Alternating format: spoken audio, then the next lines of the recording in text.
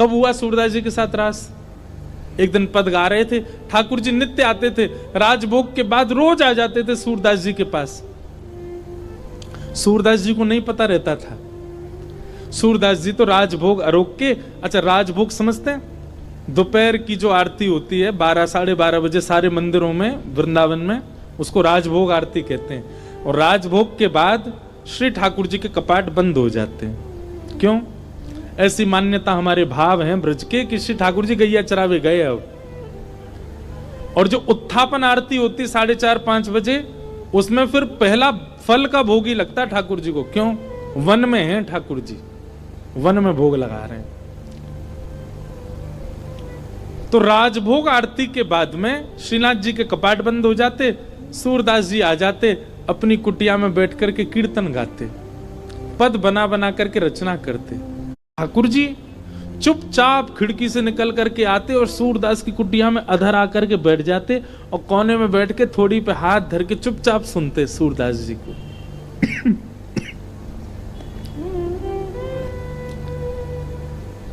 एक दिन ठाकुर जी जा रहे थे राजभोग आरती के बाद, इतने में श्री जी आ गई। कहां जा रहे हो? ठाकुर जी कहीं ना, ऐसे ही जा रहा हूं डोलवे। नहीं नहीं सांची बताओ कहां जा रहे हो? ठाकुर जी बोले कहीं ना, एक भक्त है वहां के पास जा रहा हूं। श्री जी बोली मैं चलूंगी फिर तो। ठाकुर जी बोले श्यामा जी आप रहने दो, आप यहीं बैठो, मैं ही अकेला हो आऊं। श्री जी बोली अगर मोए ना लेके गए तो मैं गुसाई जी से शिकायत कर दूंगी कि राजभोग के बाद तुम कहीं चले जाओ, और गुसाई जी खोज करो जे कहां जा मैं। ठाकुर जी बोले श्री जी आपके चरणों में प्रणाम करूं, आप मेरे संग चल दो, पर गुसाई जी तो शिकायत मत करियो मेरी, लेकिन एक बात को वचन दो। मैं बोल कहा उत्थापन आरती तो पहले आमेंगे हम दोनों वापस, मां रुकवे की मत करियो बात। आप बड़ी भोरी हो, बड़ी सहज हो, और वैष्णव चाहे कितनों दीनहीन हो, कितनों भाववार हो, वहां पे कृपा करवे की मत सोच लियो। आपको तो मन है जाए यहाँ पे सब लुटाए दूं, सब दे दूं, ऐसे मत करियो। चुपचाप जानो, चुपचाप आनो है, और मैं इशारा कर दूं तुरंत उठ के आ जाइयो। श्री जी बोले हाँ मैं आ जाऊंगी। ठाकुर जी हाथ पकड़ के श्री जी को ले गए सूरदास जी की कुटिया में। सूरदास जी के नेत्र तो है नहीं, बैठे हैं। अधर ते किवाड़ खोली, ठाकुर जी धीमे धीमे भीतर घुसे, धीमे धीमे श्री जी को भी लियो और मैं कोने में बैठा दी। बोले बैठ जाओ। देखो सूरदास जी गा रहे हैं के सर तिलक मोतिन की माला, वृंदावन के वासी, नेह लगाए त्याग गए तृण शम, डार गए गल फांसी, अखियां हरि दर्शन की प्यासी, हरि दर्शन की प्यासी, अखियां हरि दर्शन की। ठाकुर जी बैठ के सुन रहे हैं, मंद मंद श्री जी के नेत्रन से आंसू गिर रहे हैं। ठाकुर जी धीमे धीमे पहुंचने बोले श्यामाजू हल्ला मत करियो जी, जग जाएगो, और जगह को कहा हमें पकड़ लेगो, जान नहीं देगो, और फिर यहाँ पे कृपा कर दी तो फिर सबन पे करनी पड़ेगी, या हमारे रो मत, बिल्कुल आराम से बैठी रहो। बोले ठीक है। अच्छा आपको क्या लगता है सूरदास जी को नहीं पता चली होगी कि ठाकुर जी आ गए? अच्छा अब तक ठाकुर जी अकेले आते थे तो ये बात मानी जा सकती है कि सूरदास जी को नहीं पता चला होगा, पर श्री जी आ गई हैं तो ये बात निश्चित है कि सूरदास जी को पता लग चुका है कि श्यामा श्याम दोनों आ गए हैं। और इस बात का प्रमाण बताएं, हमारे वृंदावन में एक सूरदास और हुए, उनने ठाकुर जी का खूब भजन किया।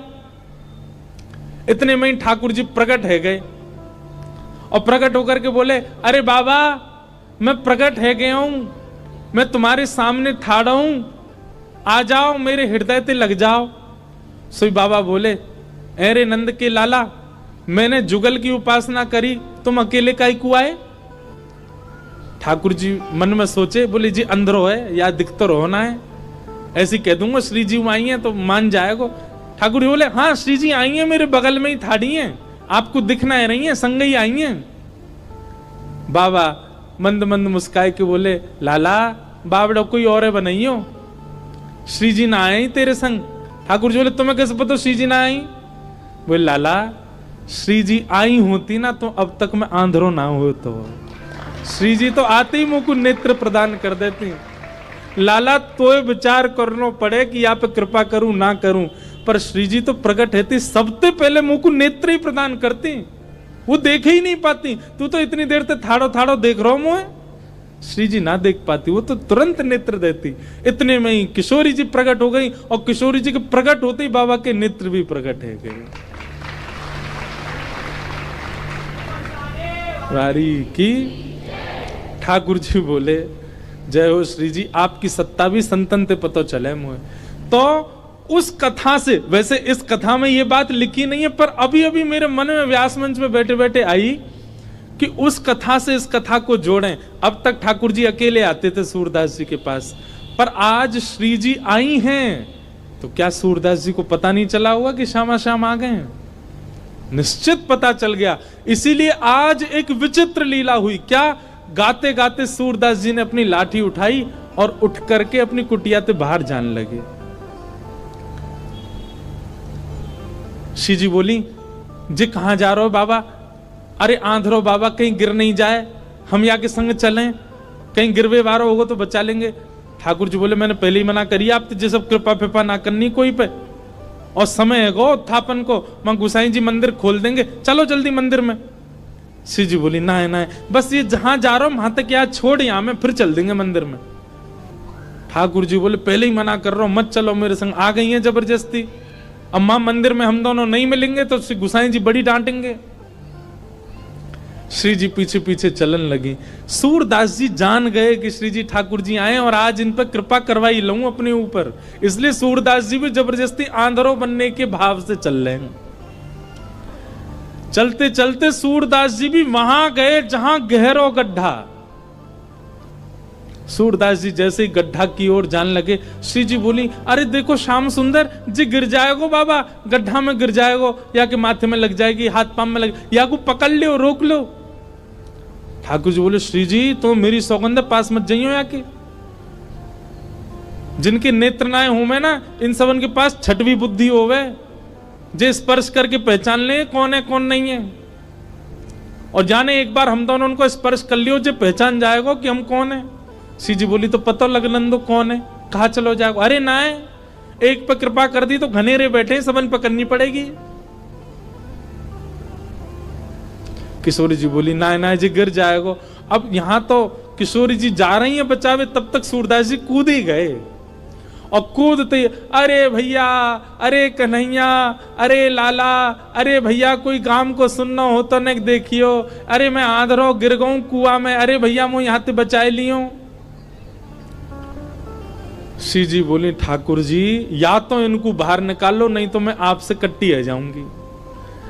ठाकुर जी बोले श्यामाचू मैं यही मारे ना लेके आऊं आपको संग में, नेक में ही पिघल जाए, नेक में ही दया आ जाए आपके चित्त में ना, या को निकाल दो, फिर कभी ना कहूंगी, या को बस बाहर निकाल के हम दोनों भाग जाएंगे यहां से।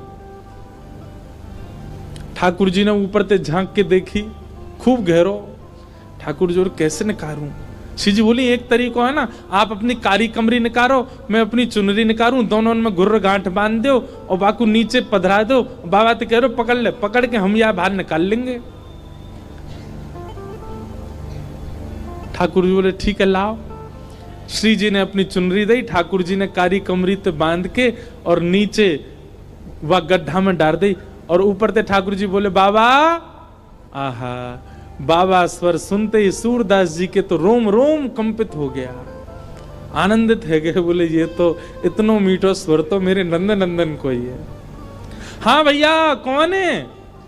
अरे बाबा मैं यही गांव को छोड़ा हूं, मुझे अभी आवाज सुनाई दी, बाबा मैंने अपनो पटका नीचे डाल दियो, पकड़ लियो, आ जाओ ऊपर को। और पता चल गई ये तो श्याम सुंदर ही है। और श्री जी पहले ही मिल चुकी हैं, या को मतलब ये है कि सूरदास जी को दिख तो रहो है, बस कृपा लीला कर रहे हैं श्याम सुंदर के संग। सूरदास जी ने पटका पकड़ो, यहां ठाकुर जी पटका खींच रहे हैं और ठाकुर जी को श्री जी खींच रही हैं। श्री जी ठाकुर जी को खींच रही हैं, ठाकुर जी पटका को खींच रहे हैं और पटका पकड़ के सूरदास ऊपर आ रहे हैं। कैसी कृपा सूरदास के ऊपर। सूरदास जी मन मन सोच रहे हैं, बोले आज ये कहीं निकल के नहीं भाग जाए मेरे हाथ से। और ठाकुर जी क्यों लग रही, बाबा जैसे ही निकले हम भागे आते। सूरदास जी जैसे ही बाहर आए, बाहर आते सूरदास जी ने ऐसा नाटक किया जैसे उन्हें ठोकर लग गई, और ठोकर लगते ही जैसे ही गिरन लगे ठाकुर जी की ओर, ठाकुर जी तो किनारे है गए, श्री जी के चरणन में जाके गिरे सीधे और चरण पकड़ लिए कस के। अब जैसे ही चरण पकड़े सूरदास जी ने, ठाकुर जी ने श्री जी को हाथ पकड़ करके जोड़ते खींची तो सूरदास जी के हाथ में किशोरी जी की नूपुर रह गई। और किशोरी जी को लेके ठाकुर जी भाजे, वो जल्दी चलो बाबा पकड़ ले को। सूरदास जी बोले अरे भैया कहां को चलोगो, अरे कौन सा हो रे भैया, कौन ने निकारो में। ठाकुर जी चिल्लाते जा रहे हैं, बाबा मैया बुला रही फिर आऊंगो। थोड़ी दूर जाके श्री जी बोली, ठाकुर जी मेरे एक नूपुर है, दूसरा नूपुर मिलना है रो। ठाकुर जी बोले दूसरा ले आऊंगो, अब चलो जल्दी। अरे ना है वो सामान्य नहीं है, इंद्र ने समर्पित कियो, वो कौन से हाथी के दांतन से बनो भयो नूपुर है, और मेरो बड़ो प्रिय नूपुर है, मुकु तो अभी चाहिए। ठाकुर जी बोले अब ढूंढवे कहां जाऊं बाकू, वहीं चलो बाबा के पास ही पड़ो होगो, बाबा ने मेरे पामन में गिर गो है सके तब खुल के गिर गो हो। ठाकुर जी लौट के आए, खूब कह दी श्री जी दूसरों दिलाए दूंगा, ना मुंह तो वही चाहिए। वास्तव में तो ये श्री जी और सूरदास जी की आपस की मिली भगत है। ठाकुर जी तो बीच में आनंद दिल ले रहे हैं, ठाकुर जी को तो बीच में परेशान किए जा रहा हो, आनंद तो श्री जी और सूरदास जी ले रहे हैं। ठाकुर जी कहे बाबा अरे भैया तू आगो, अरे मैं जो कह रहा हूं मेरी एक सखी आई संग में, बाको नूपुर यहीं गिर गो, आपने देखो। सूरदास जी अपने बगल में दबा के बैठे। सूरदास जी बोले ना है लाला, मैंने तो ना है देखो। बाबा आपके हाथ में लगता रहो बगल में, जी तो है मेरी सखी को नूपुर। अच्छा जे, बोले हाँ ये, अरे जे तो मुझे अभी अभी मिलो यहाँ पे। बाबा दे दो ना, मेरी सखी को नूपुर है।